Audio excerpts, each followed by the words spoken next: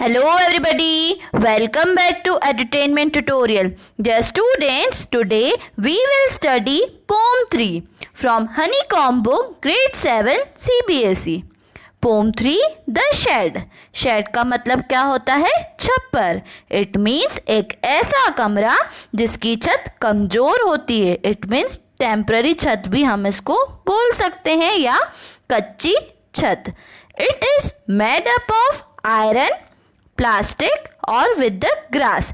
या तो आयरन की शीट से बनी होती है या प्लास्टिक शीट से या फिर ग्रास मतलब घास से. ये एक प्रॉपर रूम नहीं होता है, कच्चा सा रूम होता है जिसके 4 पिलर होते हैं और एक टेम्पररी इसकी छत डाली जाती है. उसी को हम शेड बोलते हैं. Dear students, do you know what a shed is? क्या तुम जानते हो शेड क्या होता है? A cow shed, a tool shed, a wood shed. जैसे एक काऊ का शेड, टूल शेड और वुड का शेड भी हो सकता है. It is a small room away from the main house.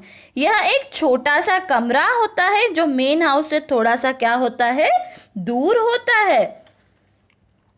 For storing और keeping things, animals, tools, vehicles etcetera.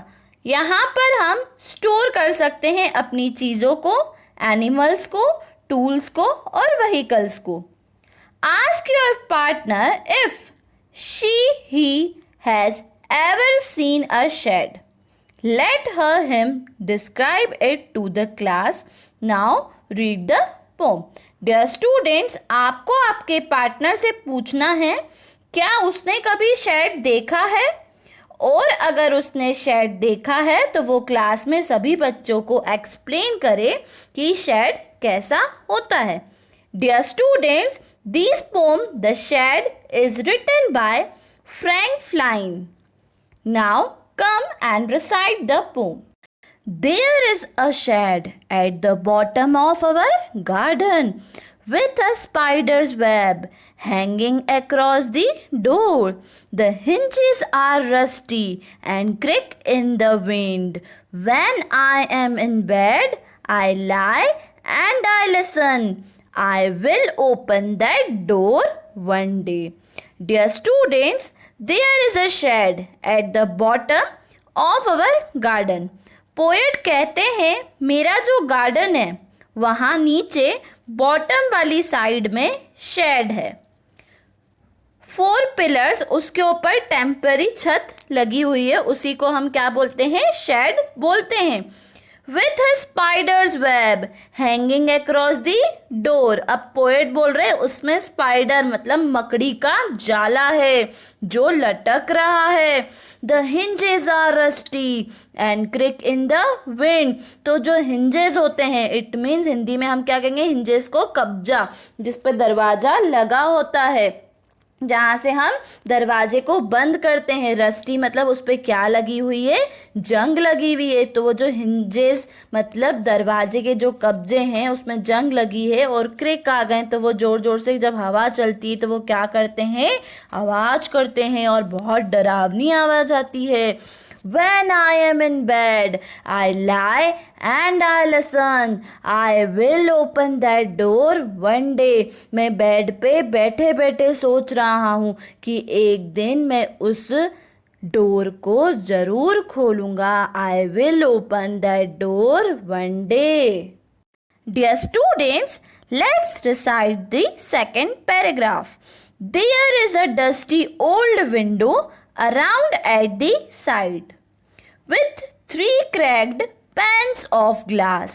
I often think there is someone staring at me. Each time that I pass, I will peep through that window one day. There is a dusty old window around at the side. Poet बोल रहे हैं तो वहाँ dusty old window मतलब धूल से भरी हुई एक पुरानी विंडो है, खिड़की है. With 3 cracked pans of glass, और खिड़की के जो ग्लास इट मीन्स कांच शीशे हैं उस पर 3 बड़े बड़े मतलब 3 बड़े बड़े क्रैक हैं. I often think there is someone staring at me. और मुझे कभी कभी ऐसा लगता है कि कोई मुझे स्टेयर कर रहा है. स्टेयर मतलब घूर रहा है. Each time that I pass, I will peep through that window one day. जब भी मैं वहाँ से निकलता हूँ मुझे ऐसा लगता है कि मुझे कोई घूर रहा है. फिर ऑथर पोएट जो है वो सोचते हैं कि एक दिन मैं इस विंडो में जरूर झांक कर देखूंगा. I will peep through that window one day. Dear students, let's recite the third paragraph. My brother says there is a ghost in the shed who hides under the rotten floorboards, and if I ever dare to set foot inside, he will jump out and chop off my head. But I will take a peep one day.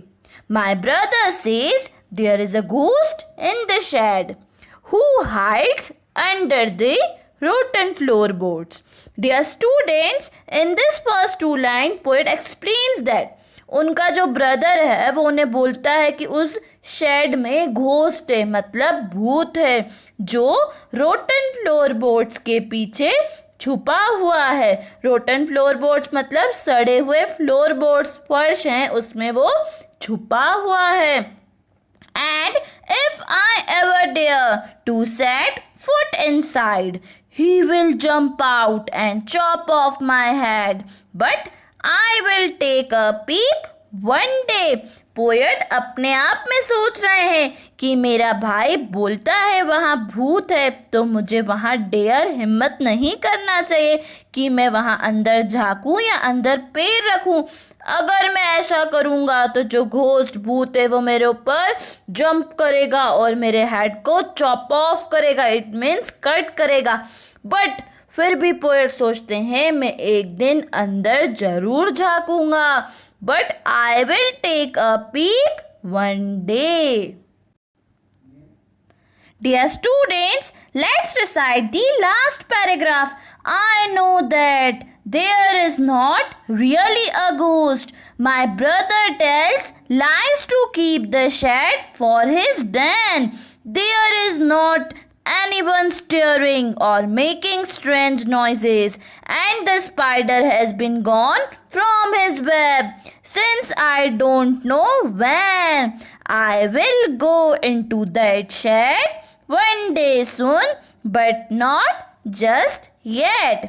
Dear students, I know that there is not really a ghost. My brother tells lies to keep the shed for his den. तो वो सोचते हैं, poet सोचते हैं कि वहाँ कोई ghost वगैरह, इट मीन्स भूत वगैरह नहीं है. मेरा ब्रदर मुझसे झूठ बोलता है ताकि वो वहाँ खुद जा सके और वहाँ पर खेल सके. There is not anyone stirring or making strange noises, and the spider has been gone from his web since I don't know when. I will go into that shed one day soon, but not just yet. Poet in lines में यह कहना चाहते हैं, यह सोचते हैं कि वहाँ कोई भी नहीं घूर रहा है, कोई भी मुझे स्टेयर नहीं कर रहा है, कोई भी अजीब सी आवाज़ें वहाँ से नहीं आ रही हैं, सारी आवाज़ें वहाँ से चली गई है और स्पाइडर भी अपना वेब छोड़कर चली गई है. पर मुझे नहीं पता कि स्पाइडर अपना वेब छोड़कर कब गई है. बट एक दिन मैं वहाँ ज़रूर जाऊँगा, अभी नहीं जाऊँगा, बट एक दिन ज़रूर जाऊँगा. But not just yet. Dear students, hope you all understood the poem 3, The Shed. This poem is written by Frank Klein. Thanks for watching.